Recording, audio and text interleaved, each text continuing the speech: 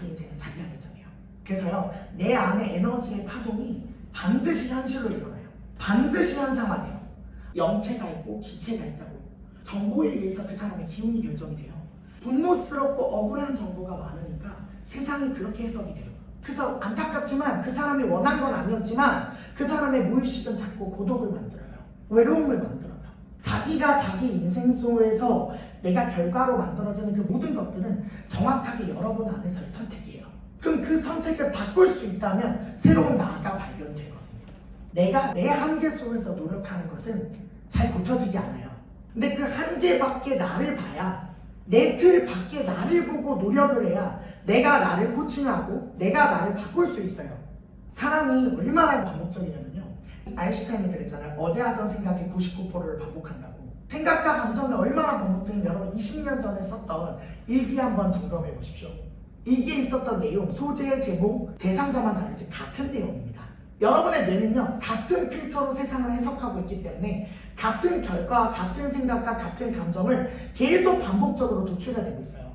그걸 여러분들이 볼 수 있다면 새로운 생각과 감정과 가치관을 내가 선택할 수 있다는 것을 알게 되거든요. 그게 마치 워크샵의 핵심이에요. 그걸 실습해야 되는데 제가 지금 왜 계속 얘기를 드리냐면요, 설득하는 거예요. 마음을 내보라고. 마음은 마음으로 바꿀 수 있다 그랬잖아요. 내 마음을 내려놓을 것이 무엇인지를 보셔야 돼요. 내가 나라고 완전히 고정진 것들이 있었다는 것을 보셔야 돼요. 그게 나의 의식욕수에서 자존심이든 수치심이든 그걸 계속 만들고 있거든요. 그 에너지권에서 벌어지는 모든 현상을, 장점도 있지만 모든 단점도 내가 다 수용해야 돼요. 그래서 내가 아파트를 18평 살다가 32평으로 넓히고 32평에서 50평으로 넓히면 똑같은 문제의 사이즈 값이 나중에는 작게 느껴지기 시작한다고요. 그래서 나의 의식의 평수를 넓히는 것이 그렇게 중요한 겁니다. 근데 내 인생 방향은 나는 이렇게 나를 만들고 싶은데 내가 아직 이 정도예요. 그럼 내가 인지하지 못한 영역이 있는 거예요. 내가 정확하게 에너지를 쓴 만큼 나한테도 받게 돼 있어요. 근데 나는 다른 사람을 위해서 희생했는데 돌려받지 못했어. 절대 그렇지 않아요. 다 돌려받았어요. 그것이 에너지의 법칙이다. 그래서 여러분이 쓴 만큼 받고 있어요. 여러분은 스스로 자기가 이타적이라고 생각을 많이 해요. 우리의 에고는 그렇거든요, 관념은. 근데 그 누군가에 보기에는 여러분이 엄청 이기적일 거예요. 그리고 내가 아는 나는 전부가 아니에요. 그래서 누구 얘기를 제일 많이 들어보셔야 되냐면, 여러분은 뒷담화 하면서 잘된 날에 씹는 사람을 찾아가세요. 제가 했던 거예요. 어떻게 욕하는지 그대로 좀 얘기해달라고. 그거 저 담당하는 멘토께서 시키셨어요. 그렇게 한번 해보라고. 어떤 얘기를 하는지 들어보라고. 내가 알지 못한 내 모습이 있다고. 그럼 나의 의식이 자꾸 육체와 나의 관념 속에 갇혀있으면 내가 알고 있는 나만 인식하게 되어 있다는 거예요. 그 영역밖에 내가 어떤 사람인지 인식하지 못한다. 그냥 자꾸 나한테 갇히는 거죠.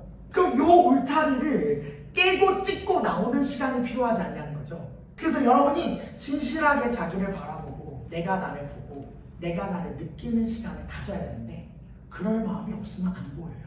그러니까 제가 말씀드리고 싶은 거는 여러분의 경험과 인생은 여러분이 창조하는 거예요.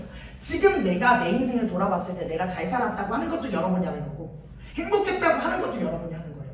어떤 것도 정해진 것이 없어요. 내가 바라보고 있는 거죠. 왜 있잖아요. 5분이면 사람 파악한다 그러잖아요. 옆에 있는 사람이 어떤 사람인지 금방 파악하지 않으십니까? 이 사람은 좋은 사람이다 나쁜 사람이다 5분 안에 판단 가능하거든요.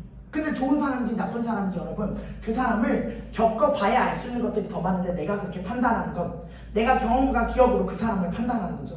우리는 굉장히 많은 감각을 갖고 살아요. 내가 어디 가서 칠판이라는 걸 봤어요.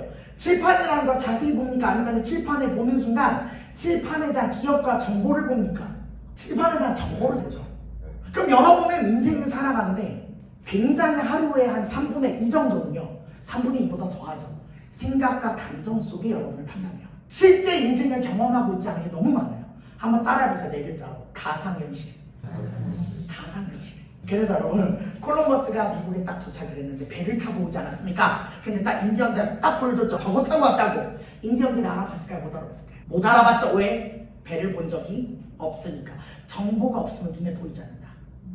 산이라는 것을 인식하는 이유가 뭡니까? 산이 우리 머릿속에 기억과 정보로 있기 때문에 산을 알아보는 거 아닙니까? 태어나서 애기가 잠을 자고 깨어났다, 잠을 자고 깨어났다 이러잖아요. 애들이 꿈과 현실을 구분할 수 있을까요? 없을까요? 못해요. 개념이 없어서. 그래서 일어난 것과 자는 것, 일어난 것과 꿈꾸는 것이 동일해요. 그냥 그 쓰레기 현실이에요. 우리가 인생이 바뀔 수 있는 근거는 뭐냐면요, 사람한테 뭐가 있냐면 사람한테는 의식이라는 것이 존재해요. 그래서 의식을 뭐라고 하냐면 마음이라고 해요. 의식은 마음이에요. 뭐냐면은 이 의식이 머무르는 것에 생명력이 있어요. 제가 여기 있잖아요. 지금 밖에서 아주 고소한 떡볶이 냄새가 나요. 제 말에 의식을 두십니까? 저 떡볶이 냄새 의식을 두십니까? 떡볶이 냄새. 여러분 여기 있다가 갑자기 저를 보는데 저와 비슷한 사람이 굉장히 재밌는 코미디 프로그램에서 웃겼던 생각이 나요. 그럼 여러분 의식을 저한테 두십니까? 여러분 의식 속에 있는 그 기억과 정보로 가십니까?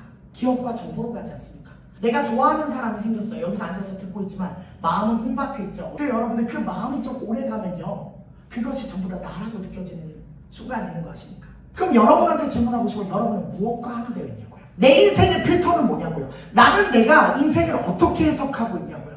어떤 게 중요한 가치냐는 거예요. 내가 나를 봐야 되지 않겠냐는 거예요.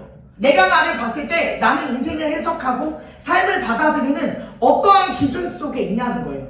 거기에 사람이 빠지면 정신을 못 차립니다. 그래서 대체로 있잖아요. 사람은 언제 자기를 바꾸려고 하냐면 굉장히 큰 사고가 있을 때 자기를 바꾸려고 그래요.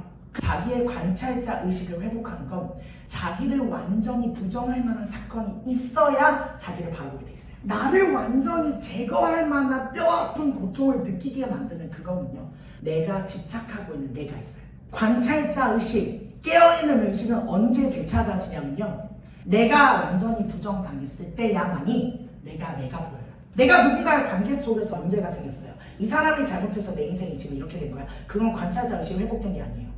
그럼 이 사람이 이렇게 하도록 만든 나는 내가 어떤 의식을 썼는가, 나를 바라봐야 돼요. 그걸 불교에서는 업이라 그러는 거예요. 내가 내 인생에서 겪었던 문제 중에 어떤 문제가 일어났어요. 그 말은 뭐냐면 부정해야 돼. 내가 부정당한 거고요. 그럼 정확하게 상대방 탓을 할 게 아니라 내가 어떤 작용과 파동을 썼기 때문에 이런 일이 일어나는지를 봐야 돼요. 세상에 우연히 발생한 것은 없어요. 여러분 안에 인생의 창조가 일어났다는 거는 그게 일어날 수밖에 없는 일이 일어났기 때문에 일어난 거예요. 그럼 바라봐야 돼요. 내가 뭐 때문에 이랬나?